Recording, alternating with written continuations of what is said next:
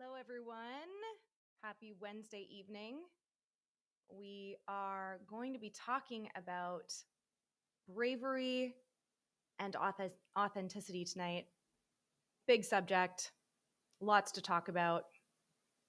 I am not sure that I'm going to even get through all the content I prepared for you guys tonight. So we'll see. We'll see about that. But yeah, if you can hear me and everything's all good, you can just say hello in the chat. I actually can't see who's on here until I get someone to comment. So like I can't see the names like you can on Instagram. People show up and you can see the accounts. I can't see that on this software. So yeah, say hello if you would like. I'm gonna turn the chat overlay on so I can see you guys. Hi, Heather! Yay! I'm so glad you could make it. I know that everybody has busy lives, so yeah, it's so awesome we can be together tonight. Yeah, so this conversation, like I said, we're talking about bravery and authenticity tonight. I'm gonna first start by defining authenticity because it's probably a misunderstood concept at this time. It's become a buzzword in the wellness community, and yeah, it's worth defining again. We're going to discuss why it's important to our mental health and our confidence, and then just talk about how we can potentially embody it a little bit more. And feel free to ask questions and offer insights in the comments during the conversation, because I love hearing from you, and I love responding to your actual needs in this moment rather than just sort of going off on all my tangents as I tend to do. So yeah, definitely chime in so I can address what you're feeling, what you're thinking. So let's define authenticity. My favorite description that I've come across is actually by renowned trauma expert Gabor Mate, who says, quote, "Authenticity is an organism's capacity to know what it feels and the ability to respond with emotions that are appropriate to their present moment." So let's break that down. In other words, it's an organism's ability to be aware of how they're feeling and what they're thinking, and their ability to align their behaviors and respond in a manner that aligns with that personal reality. So essentially, authenticity is being able to match your outsides with your insides, being able to behave according to how you feel and what you value. The key word here is ability to do so, because sometimes we're in a situation where we feel that our actual survival is at threat. And so then in that case, we can't choose to be authentic. We have to choose to turn ourselves into a person that pleases, or into a person that has to conform in order to survive. And I'm going to get into that in a little bit. That's a little bit deeper of a conversation. It's connected to trauma, but it is something I want to bring up as a disclaimer to the conversation about authenticity, because as with anything, there's multiple ways to look at things, and this subject is no different. So, as much as authenticity is being able to match our outsides with our insides, it's not necessarily negative if we don't match our insides and our outsides, because sometimes we need it to survive. We need to put on a facade, let's say, to survive, or mask ourselves to survive. So I'm going to read the Gabor Mate description once again, and then I'll move on to just continuing the discussion. So this is just the definition of authenticity to give context for our discussion tonight. And trauma expert Dr. Gabor Mate says that authenticity is an organism's, so a person's, capacity to know what it feels and then be able to respond with emotions that are appropriate to their present moment. Huge. So, how does inauthenticity show up and why? There's a lot of reasons for that, but I could give you two kind of generalized examples that sort of look like this. It shows up in ways of us dimming our light, and it shows up in ways of us overcompensating and turning our light up on volume. Meaning, dimming our light could mean we sort of uh, stifle our brilliance or kind of hold ourselves to a smaller presentation, and over sort of presenting ourselves could look like a really robust, charismatic personality. And so you might say, like, well, why would someone do that? And if it's not obvious, dimming your light could show up in, an effort to not spark someone's jealousy. Dimming your light could show up because you're afraid that you're going to unintentionally offend someone, and that actually is something that's been coming up a lot in conversations these days. This fear of unintentionally offending someone. So yeah, that's probably another whole conversation. So that would potentially be why someone inauthentically presents themselves as a little bit smaller or less brilliant than they really are. Why would someone present a more robust personality? Well, that could be to overcompensate for insecurities. And those insecurities actually relate to something that exists in all of us, and that's fear of rejection. Fear of rejection is a core collective fear that we all have, and um, there's historical context for that and neurobiological context for that, which we won't get into tonight. But that fear of rejection can cause us to either, in dim our light or turn our light up on max. And yeah, the fear of rejection is it presents itself in different ways, but it does exist in all of us, and it's no joke. Like, it's a really scary thing to experience. Um, Another reason to show up inauthentically is the fear of being judged for our decisions, right? So even if we're not rejected, like, let's say we're part of a group, or even, our family members, let's say, haven't rejected us, but they might judge us harshly to, they might judge us harshly, predicated on our decisions. So, having to hide, right, who we truly are, whether we hide behind the mask of a robust charisma, or whether we hide behind dimming ourselves and stifling our brilliance, those are both presentations of inauthenticity, and it's usually connected to the fear of rejection, and the fear of being shunned in some way.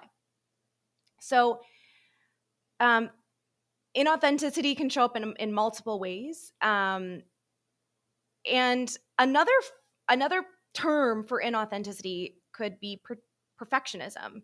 Um, Oftentimes, perfectionism is associated with people who are like high achievers and, uh, whatever, like high performance athletes and, performing artists and things like that. But or even just regular artists. Not to say one's irregular, it's just to say there's performance artists and then there's fine arts, two different categories. So fine arts, you see a lot of perfectionism within that. And Brene Brown, who's a researcher, vulnerability researcher, and a PhD herself, says that perfectionism and authenticity are two different, they're basically the opposite. So yeah, we allocate perfectionism to, performing artists and fine artists and high performance athletes and CEOs and things like that. But it is actually, we're all prone to it. It can show up in all of us. Yeah, it's essentially any time you conform yourself or create a version of yourself that is living up to the expectation of a group, or a standard of a group, or the standard or expectation of a certain profession or role. And while you're doing that, you're abandoning your own values and needs. That's perfectionism. The self creation that negates personal needs and values to conform to and live up to the standards and expectations of an external source, that's ultimately perfectionism. That's inauthenticity in and of itself. Um, Perfectionism has many more elements, including a harsh inner critic, and it's like inauthenticity and perfectionism ultimately have different traits, and you can describe them differently, but they're part of the same family. And as I said, Brene Brown herself said that inauthenticity and perfectionism, or rather perfectionism and authenticity, really are opposites to one another. So anytime we force a facade, regardless of what that facade is, in what profession, in what group, or we resort to perfection to prevent rejection, we are being inauthentic. And authenticity itself is absent when we are doing that. Brown goes on to describe that the authenticity is the daily practice, quote, the daily practice of letting go of who we think we're supposed to be embracing, and embracing who we are. Choosing authenticity means cultivating the courage to be imperfect. And why does it mean choosing courage? Well, because it takes a lot of courage to embrace who you genuinely are and what you genuinely feel and value if you could be rejected for that because it doesn't match another group's ideologies. And if you especially value that group, even if your ideologies are different, then yeah, you're going to be met with fear of rejection around that. So just a disclaimer here before I go on into this deeper. I mentioned at the beginning of this chat that authenticity is the ability. So it's the ability to see, your internal dispositions, let's say mentally, physically, and emotionally. It's your ability to see those things, and then your ability to respond and behave according to those things. And I mentioned that ability was a key word here because sometimes we don't always have that ability. And I'm not going to focus too much on this lens tonight, but a context in which we don't have the ability to be our most authentic selves, like match our insides with our outsides, would be in the context of trauma. So, for example, if there is an abusive relationship, if someone is experiencing an abusive relationship, they may feel that they have to mask themselves or perfect themselves in order to please the other, as a vital defense for their own survival. And protecting themselves in the only way that they know how. And actually, one of the most important indigenous voices in music and many other things, this woman named Buffy St. Marie, if you don't know her, she's incredible and she does many things, but she's one of the most important, if not the most important voice in indigenous voices in music, like potentially of all time. Says the most brilliant thing in her autobiography. It was actually written by Andrea Warner, but she has a book, and she says this about her abusive relationship. She says, "I crawled under his dominance again and again, hoping to raise his self-esteem in self-defense."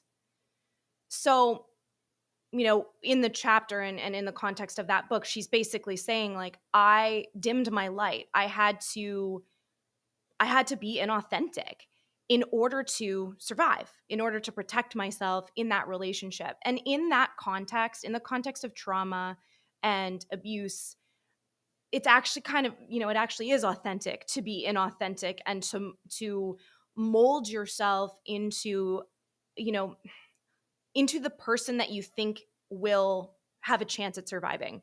And that's a really complex conversation, and abusive relationships are really complex. And so that's for another discussion. But I did want to offer the context of that so that again, that if inauthenticity shows up, it's not always negative. And I would even argue that if it's showing up not in the context of you having to protect yourself, so that you can survive, like even if it's not in terms of survival, inauthenticity shows up sometimes because it's the best that you know how to do in that moment. And it's not negative, and it shouldn't be looked at as negative, and you shouldn't come down on yourself for it. It's just another um, aspect of who we are. Um, and I want to get into the different contexts of when authenticity uh, can vary, and how we might assume that that's inauthentic, but how it's not actually inauthentic. It's just that authenticity, in one context for ourselves will look different in another context. I'm going to read Angela's comment here. She says, I spent 17 years in a very abusive relationship. I completely lost myself. When I was freed, I had to learn all about myself over again. I honestly believe that I was everything he said I was or wasn't. That was well over 10 years ago, and I'm still trying to find myself. She continues, I don't even think I would have ever gotten the courage to leave. Luckily, I was saved by my family. Wow. Yeah. I mean, abusive relationships are so complex. Like, it is not just as easy as, you know, oh, this is toxic, I'm going to leave. There's so much psychological, um, uh, there's so much happening psychodynamically under the surface that is totally backed by science and has extremely substantial evidence to confirm that it makes it hard to leave these relationships. And not only that, like, even when a person might reflect in the future back on the relationship and say, oh, I knew better. Why didn't I, make different decisions? Or, I could have done better. Like, that's not even true. It's like you're looking through the lens of the self that is healed and knows better now, and then looking through that lens, um to sort of assign how aware the self was in the abusive relationship. Like, it's just not necessarily true. And even if it is true, like, even if you look at yourself and think, hey, I knew I could have done better and I didn't, it's not necessarily because you were lazy or because you were a coward. It's because that's all that you could do still to protect yourself. It's all you could do still to navigate through life. Like, you did the best you could. I truly believe that. Anyone who's having these thoughts about, I could have done better. Why didn't I? I could have been more authentic. I could have honored my needs. I could have had more autonomy. It's like, well, clearly you couldn't have, or you would have, right? So that's just a little piece of encouragement to be kind to yourself. Um, Angela says, I think you develop like Stockholm, if I spelled that right, syndrome. It's all you know, so you stay kind of thing. Yeah, for sure. I'm unfamiliar. I've heard that term before, but I'm unfamiliar with that reference, strangely enough. Um, but yeah, like, if what you mean is it's all you know, so you stay, for sure. Like, if you can't see, and I'm definitely, it's so interesting. This is bridging right into the next piece that I was going to talk about. If all you know is what you're experiencing, then how can you level up or transcend or shift out of that? It's if that's all you think that's available to you, and that's all you think you're capable of, and that's all you think that life is, then yeah, it's going to be really hard um to strive for anything differently as well. So that's another aspect. Like, not only is it complex psychologically, there's a lot of manipulation and gaslighting and triggers and pain that cloud our judgment. And like, so many factors that are at play in terms of what keeps people in abusive relationships and causes them to, let's say, abandon their needs and their values. But also, like, you might not even be aware that there's something beyond that that you could strive for. And you might not be aware of the fact that you're worthy enough to strive for that. Like, there's so much to it. So yeah, I'm gonna, thank you for sharing that, Angela. I mean, it's such a brave thing to share, and you're not alone at all, at all. I know that type of relationship very well from some periods in my adult years, and it sucks. And that's to obviously put it super lightly, inappropriately lightly, let's say. So, in the worst, right, in the context of trauma, you could argue that inauthenticity, by way of perfectionism or by way of wearing different masks, is actually a mechanism that's quite vital for our survival, and it's not it's not inauthentic at all. There's other contexts where, we portray ourselves as differently than, let's say, our core essence, and it's also not inauthentic. And one of those contexts is at different stages in our life. So we wear the mask that we think we are at the stage of life that we're in. In the context of trauma, we wear the mask that we think that we are. We present ourselves as who we need to be in order to survive. In the context of our teens, we do the same thing, trauma or not, right? In the context of our 20s, we do the same thing. In the context of one relationship to the other, we do the same thing. Like our authenticity differs between, our friends and authoritative figures or doctors. It differs in different environments, like home versus work. It differs when we are partaking in different activities, right? Like we might be super aggressive when we're playing dodgeball, or like capture the flag. I list those sports because those are other than kickboxing, those are about the sports that I'm involved in. I'm not very good at, basketball and volleyball and things like that. So I picked dodgeball because I'm a savage at that, or I used to be at least, just very bendy and fast. Anyway, like we might be very aggressive and competitive in those contexts, but in the context of working with clients, we might be the opposite, completely compassionate and soft, right? So yeah, I mean, I think there's a core essence that follows us everywhere. There's a core essence that I believe is sort of our North Star. And it really is up to us to know what that core essence is. And I think that takes a lot of awareness and mindfulness practice and stillness. Like, who am I with nothing? Who am I with no stimulation, no activity, just sitting here with me, right? I think that's a really good gateway to understanding your North Star, your core essence, as it were. But then that core essence follows us in different contexts, and the way we present ourselves is shaped differently, via our personality or our ego, in different contexts. And I'll say right now, the ego is not a negative thing. It's demonized in the wellness industry for some reason. I think there's just a huge understanding around what it is. I think that's an entirely different episode, which I'm definitely interested in covering if you guys are interested in learning about. But the ego itself it's embedded into our survival structure. Like, it's the thing that tells us to get food and water. It's the thing that alarms us when there's danger and threat. We need our ego, period. And if we try to eradicate it, it's essentially just going to hide itself and pretend like it's not there so that it can continue to do its job and keep us alive.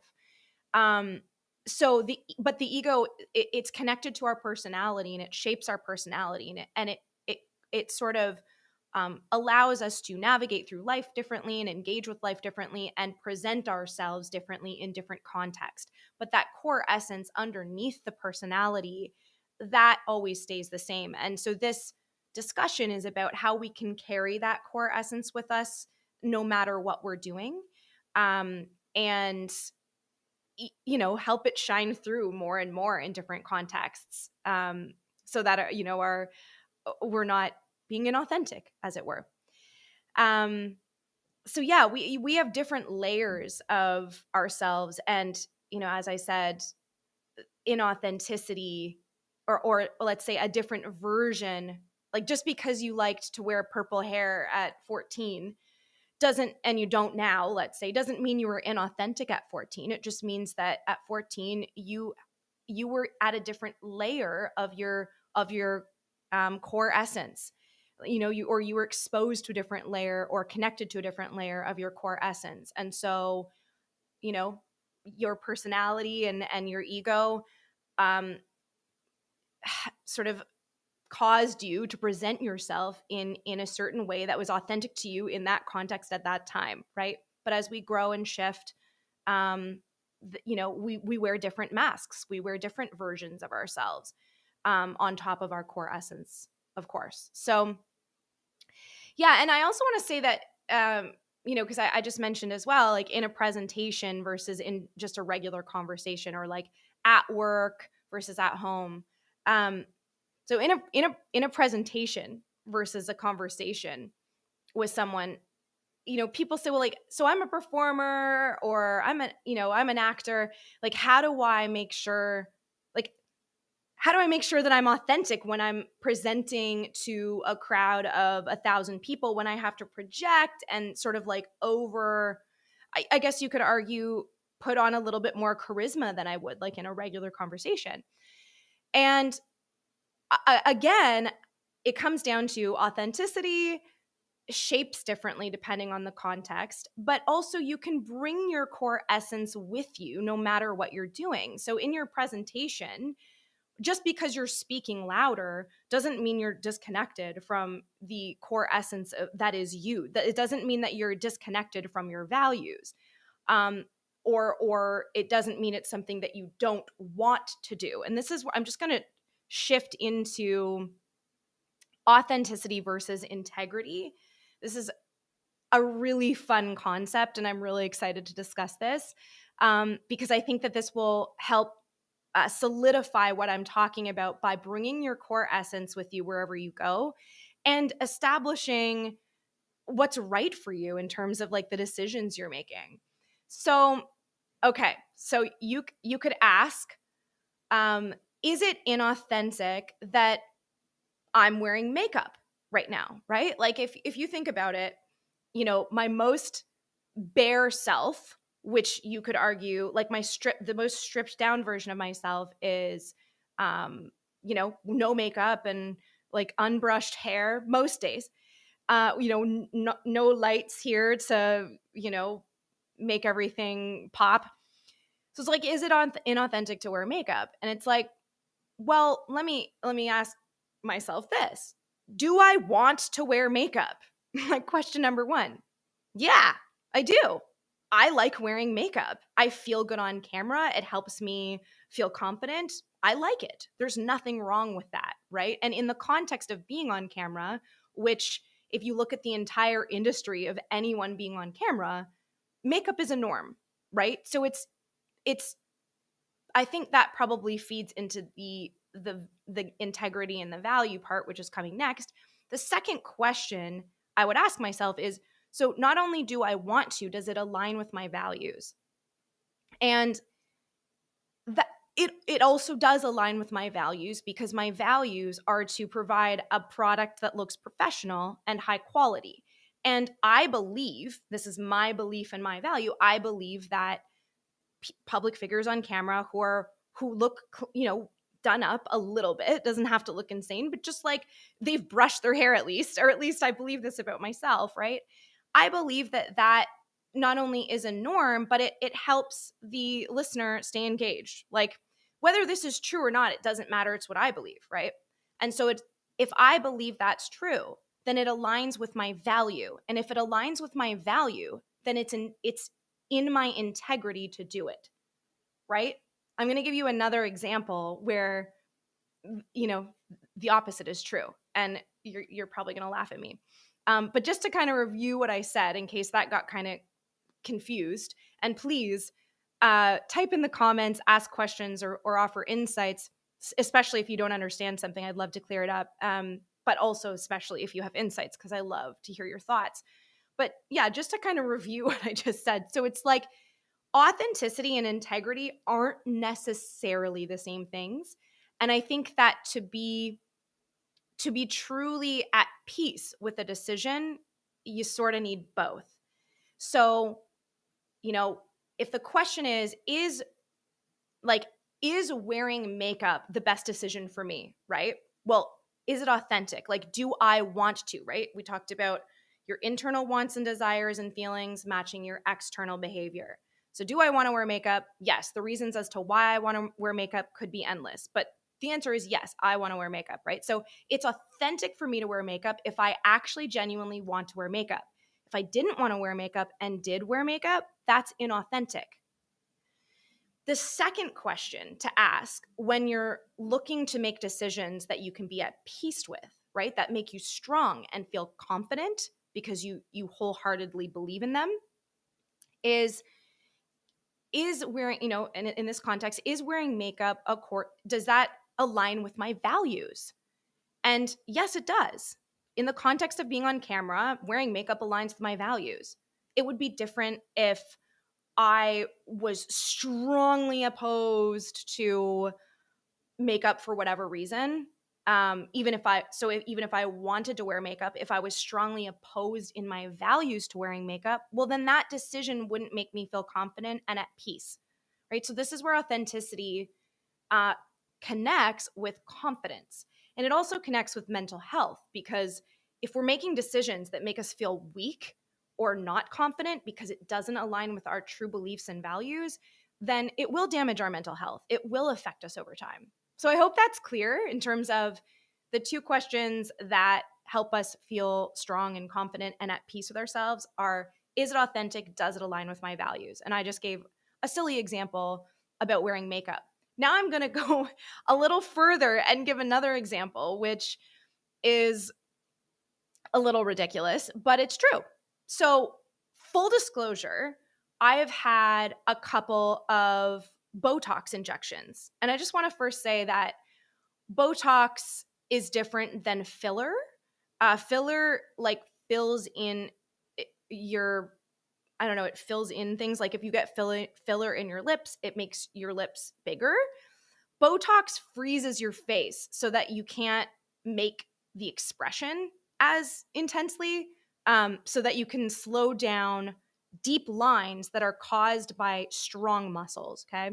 So I have really strong muscles right here. And here, I have a very expressive face, and I've been an intense person since I came out of the womb. So, I have some lines going on. And for the longest time, I was like, you know what? I'm refuse to get Botox because I don't want to alter like who I really am. That like these lines are a part of my history. It's a part of the war that I've been through, frankly. But then I started to do some more research on it, and I was like, okay, but it can also like help with locked jaw.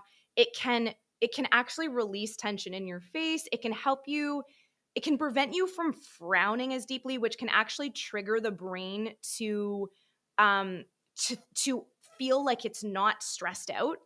So this is all probably happening at like a minor level, but these are all things that I was like, wow, like I have constant tension in my jaw. It affects my neck. It affects my temples and my eyes. And I'm like, when I'm focused, I'm constantly frowning. Like when I'm studying, like sometimes I'll like catch myself, whatever in the mirror or something, and I'll just be just straight up frowning. Like it looks like I'm just super angry.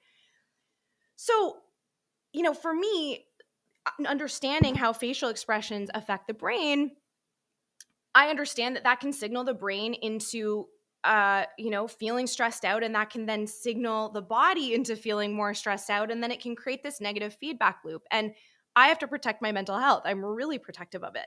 And so if that is something that can help my mental health, then I'm going to try it, right? I'm not going to lie, I also did it because I wanted to see if it would help with fine lines, and it did.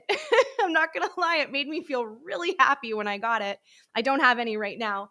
But yeah, it also relaxed my face, and it made my face feel less stressed out, and it made me, I think it made me feel a tiny bit less stressed out, because my face just felt relaxed and it felt good. Like it physically felt good. Now, so if I ask myself, is it authentic for me to get Botox, right? But like in the category of making decisions that make us feel confident, build our confidence, right? Make us feel peaceful, make us feel strong. It's like, is it authentic to get Botox for me? It's like, well, yeah, because it makes me feel good, right? But then if I ask myself the second question, do I value getting Botox? I think there's a bit of a conflicting situation there, because while I value the um the external confidence that it brings, and the fact that I feel like it's making my face relaxed and potentially helping my mental health in a tiny way, like while I value that, I don't value injecting toxin into my body. And so that's where there's a bit of cognitive dissonance is, well, it's authentic for me to do it because I feel good and it my insides are matched with my outsides if I were to do it, but the value isn't super strong. And so I'm not super at peace going forward with continuing to do it. So that's just an example of, when, like, how you can be authentic, but it can still be out of integrity. Or how you can be authentic and it can be in integrity. Um, you can also value something, like I value, you know, expensive wine, but it's not authentic for me to drink it all the time, right? Like I really like having a glass of expensive wine here and there. I value that. Like it makes me feel good, but it wouldn't make me feel good to do it all the time. So that's where, it would be integral for me to drink expensive wine because I value it, but it's not authentic for me to do it necessarily all the time. So you can have inauthenticity, or you can have rather authenticity without integrity.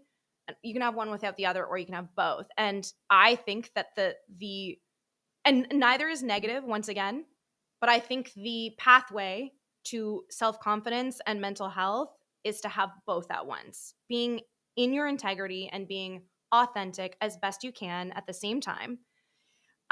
Obviously, provided that you're not in a situation of life or death. I'm going to move to Angela's most recent comment. She says, I have massive smile lines. P.S. I love smile lines. I personally would never get Botox for that because I value when people have lines here. It just makes me feel like, man, they've lived a good life, But you say, I hate them so much, but then I look back at all the bad in my life and I realized if I can still have these massive smile lines after all that, it's pretty amazing. Oh man. That's a huge statement. Wow, that's so beautiful. So beautiful. I love that because it incorporates the concept of reframing, which we talked about, I think, 2 sort of sessions ago. This concept of reframing. And it's like, it's not enough just to sort of say, to like have insecurities and be like, oh, I'm just gonna, tell myself that I love myself to sort of overcome these insecurities. Like that's not how it works. Reframing the mindset is a deeper process. And if the core belief is really strong and connected to childhood or has been around for a long time, it just takes more effort and more processing to to move through that belief and to alter it. And so what you've done here is you've given yourself a way that you can sell yourself on the thing you feel insecure about, or the thing that, in your words, that you hate. It's like, how do I not hate this about myself? Oh, well, I'm I don't hate it because it's actually evidence that there was still good there. Even after, in all, like through all the storm, there's still good there. I mean, that's such a huge piece of information. Such a huge reframe. And I'm working with that too, right? In my own context, like with it's a rough one for women in the media. Like frankly, the beauty industry and the value that media puts on youth, and like a perfect filtered photoshopped face and body, it affects I want to say all of us, but I can't claim that, so it affects most of us. It affects every single woman I know. I can't think of one person that it doesn't affect. And so we have to really work to value ourselves, when we don't look like the perfect model. And like a lot of us don't, you know what I mean? A lot of us do have wrinkles and cellulite and, all that stuff. So like, you got to love yourself for who you are, but you do have to sometimes work to sell yourself on loving yourself for things that the outside world doesn't value, at least in the media, let's say, or commercially. And like you, Angela, like I'm working with that too. Like, how do I sell myself on loving, I don't even know what these are called, but like loving the 11s, between my eyebrows, and loving like, how do I sell myself on that? And for me, it's like, well, I was a badass from day one, and badasses frown sometimes because they're super focused and super intense. So there, right? And same with the crow's feet. It's like, yeah, that's evidence I laugh. Cool. I love my crow's feet then. Let me laugh some more. Right. So yeah, I just love what you said there, because I just think it's such a powerful reframe in teaching yourself, to love the things that are not valued by like commercial media or whatever. And I think there's probably a lot of women on this. I'm guessing, because again, I can't see who's on here unless you comment, but I think there's probably any woman on here will relate to that and like find a lot of value in it. You also said your imperfections are exactly what makes you perfect. At least that's what I believe, 100%. And that actually segues perfectly into the next segment of this conversation to close up. And that's, how do we embody authenticity? So, we've talked about a lot tonight, and we've talked about what isn't authentic and how perfectionism really plays a role in keeping us from being authentic. I believe that you embody authenticity through courage. Courage is the pathway to embodying authenticity. As we said before, it requires courage to be authentic, because you could be rejected for not fitting into the ideologies of the role or group or profession that you aspire to fit in with. But if we forfeit our truth, right? If we forfeit our core essence to avoid rejection, we're actually not avoiding rejection at all. We're actually not avoiding rejection at all, because we're rejecting ourselves. Perfection requires self-rejection. So we might bend ourselves into perfection to be the person that we think they will like. But what we should be doing is bending our own perception and even growing into the person that we are and that we're meant to be, to like ourselves better. So instead of bending into the person we think they want us to be so that they like us better, we need to bend our own perception and grow into the person we're meant to be so we like us better. That is a massive piece of embodying authenticity, in my opinion. Being rejected by others hurts a lot. There's no question about it. It's part of life, though. We can't avoid it. But being rejected by others doesn't hurt as much when we love the thing that we're being rejected for, or at least we accept the thing that we're being rejected for. So being rejected by others hurts a hell of a lot, but it hurts far more when we are rejecting ourselves. If we're not rejecting ourselves, it'll hurt, but it'll hurt at more surface layers that we can overcome. If we're rejecting ourselves and then we get rejected by others, it gets us deep, deep, deep. It can take us to our knees. And likewise, being accepted by others can only feel truly loving if we're being accepted for our authentic self, right? Like, what does it really mean to be accepted for a version of us that isn't real, for a version of us that we've manipulated? I always say, if you have to manipulate yourself or contort yourself to get there, to get the thing, to get the job, to get the person, to get the group, to get the praise, if you have to bend yourself into protection, if you have to bend yourself into perfection to get those things, you're going to have to keep yourself bent into perfection and contorted to keep those things.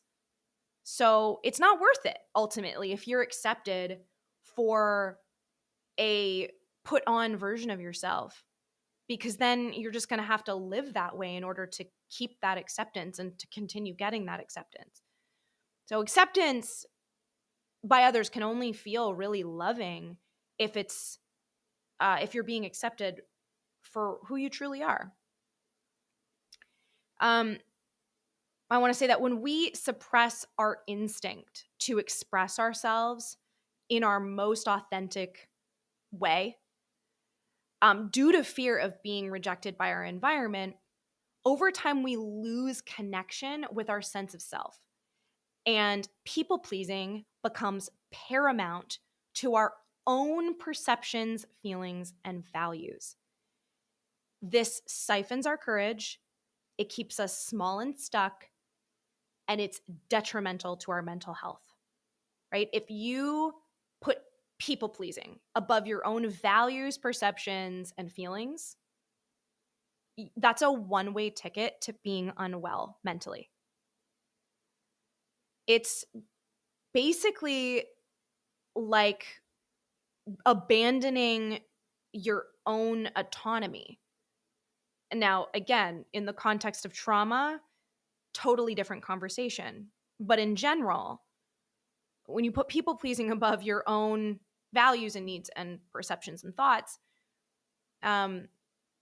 you're snipping your own autonomy. Like, it's, yeah, you're just a straight up abandoning yourself, right? So self-abandonment and authenticity cannot go hand in hand at all. I'm going to read a comment and then I'll continue to finish up here.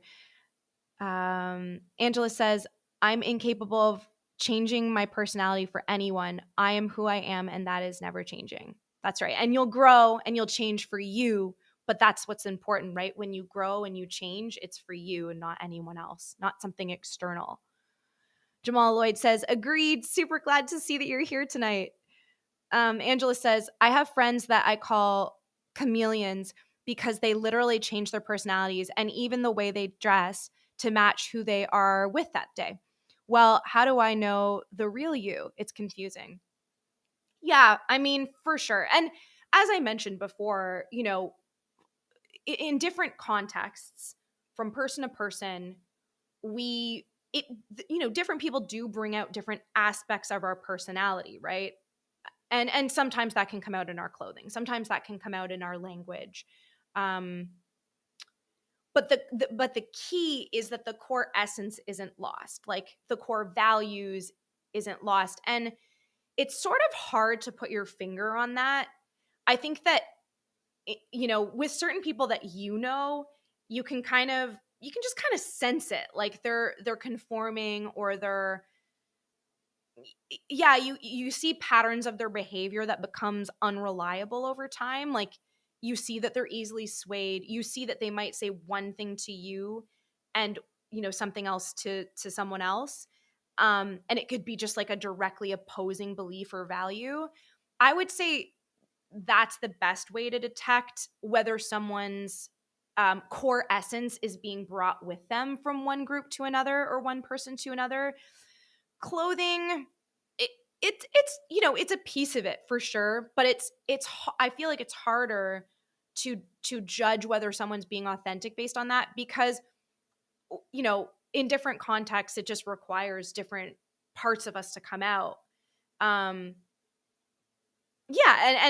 people like a broad variety of presentations of themselves. Like, I'm actually like that. I have anything from like the most intense diamond gemmed corsets that I wear to like private corporate events, that I sing jazz at, to ripped jeans so I can look like a grunge rocker with my plaid shirt and crop tops, to what I'm wearing tonight, which is just like a basic t-shirt, to like all of my fitness outfits. Right. So yeah, in different like physical presentations, like some people just have a broad taste. I'm like that with music as well. I love all kinds of music, but I think a really good way to detect whether someone is carrying, like they have a through line of their core essence in everything they're doing, is if their values and beliefs change from group to group. That is where the red flags are, at least for me. You might have different contexts and experiences with people that, behave and dress differently, that makes sense to you in terms of deciding that that's sort of a person that can't be reliable or trusted because they're going to shapeshift too much in one context to the next. But yeah, that's sort of my thoughts on it.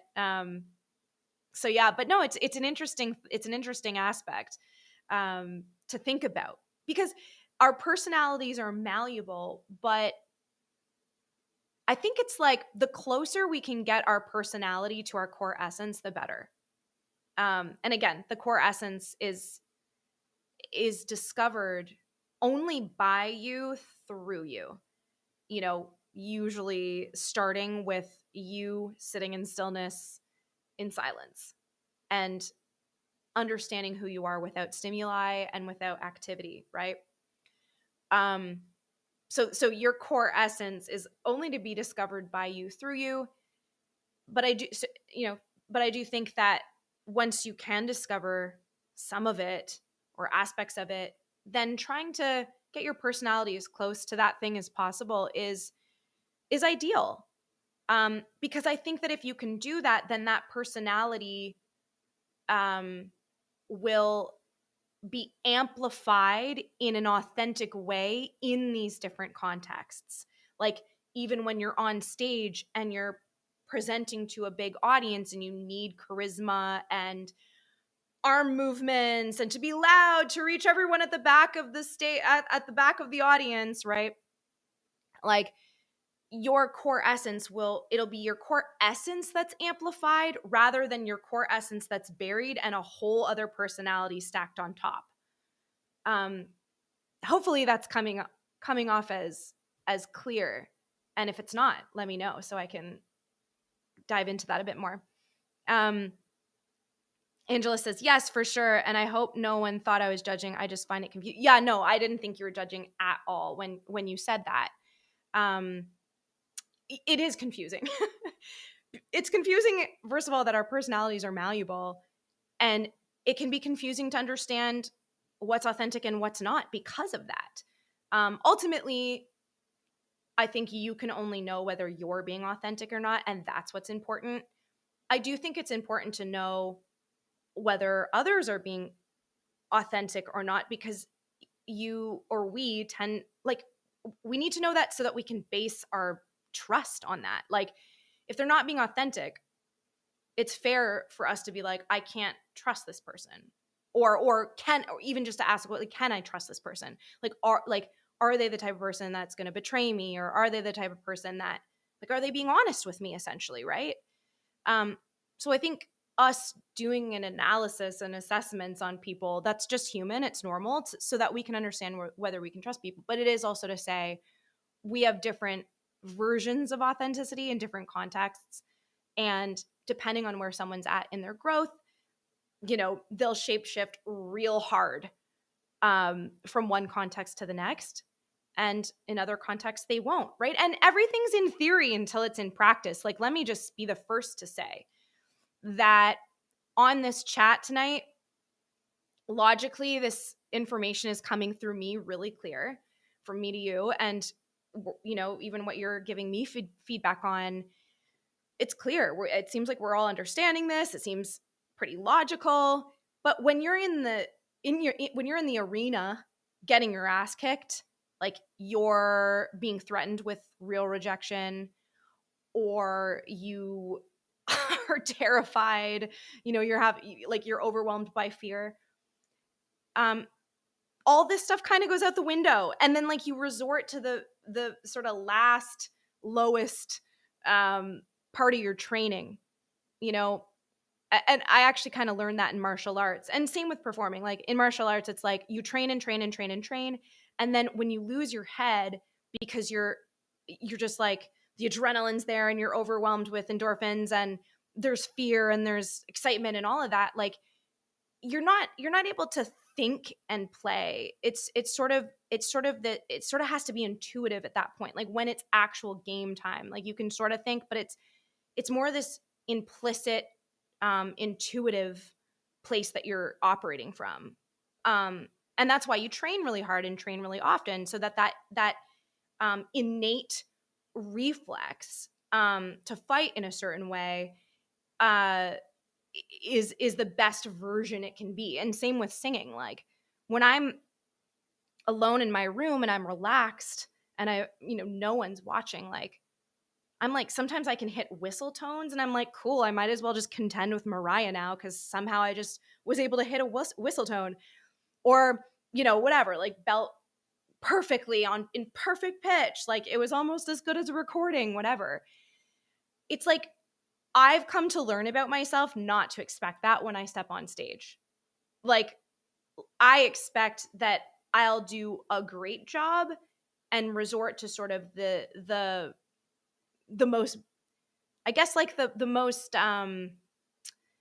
ingrained version of my training, but it won't be necessarily the most excellent performance that I could ever give, because there's all of these other elements at play that will inhibit, that true essence from coming out. Whether it be technically or literally, like spiritually or emotionally, right? And so it's these are just sort of metaphors to say that, like, we understand the path to authenticity is courage. We understand that building self-confidence requires aligning with our values, like true self-confidence, not a facade of confidence, right? Because as I said, if you pretending to be confident and just putting on a robust charisma, um, a lot can go wrong with that. It's not to say that it won't work or you won't sail through, but I don't think that that's a sustainable way of operating, in your career or profession or in life. So it's to say that we understand the path to authenticity. We understand it takes courage, aligning with our values and trying to connect with our most, truest core essence. But when poop hits the fan, right, our personality is going to swoop in to save us. And that's where you could argue the inauthenticity comes into play. Like we act out of fear or we act out of ego. And again, nothing's right or wrong about this. This isn't negative. It's just to say that that's what happens, right? So be kind to yourself when trying to walk the courageous path of, living a more authentic life and choosing to align with your values more and behave according to your values and matching your insides and outsides. Like, just be kind to yourself. You're not going to get it perfect. And then you're going to be mad because later you're going to go, oh, I knew better. Why couldn't I have chosen that? Right. And it's like, well, yeah, because there's a lot of other elements at play. It's not just you alone choosing to be your most authentic self. It's you in the context of relationships, which are complex, or, doing well at your job, which offers complex dynamics. So yeah, just to say that. Cool. So I'm going to wrap this up. If you choose to walk the path of authenticity, you'll get your ass kicked. And this is not my idea. Actually, this is straight out of Brene Brown's mouth. She says, I think in her video, A Call to Courage, she says, if you decide to be vulnerable and authentic, because those go hand in hand, you will know failure. And this isn't just you'll understand failure. This isn't just you've heard of failure. This is you will know it deeply because you'll be experiencing it. And in those moments, you'll want to revert back to your comfort zone and your safety and your self-protection. But from my perspective, choosing authenticity is always the best choice. You will always, even if it hurts, even if it's scary, you'll always come out better for it and on top,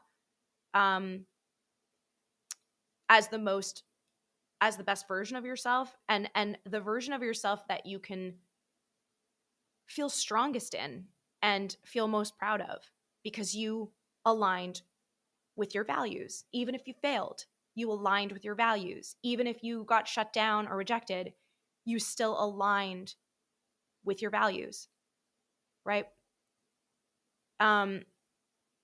So the path to building that courage is to make a commitment to yourself that you'll have your back regardless of whatever shakes down.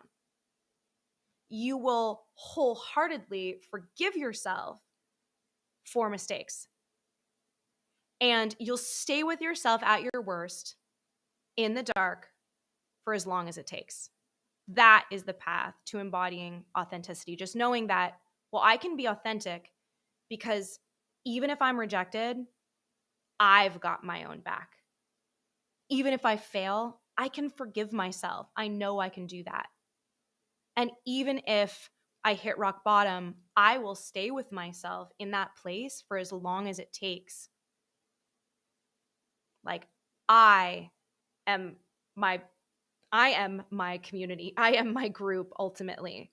And if you live that way, you will attract others who live that way, and you'll form an even more authentic and deep connection and relationship with these groups and these communities.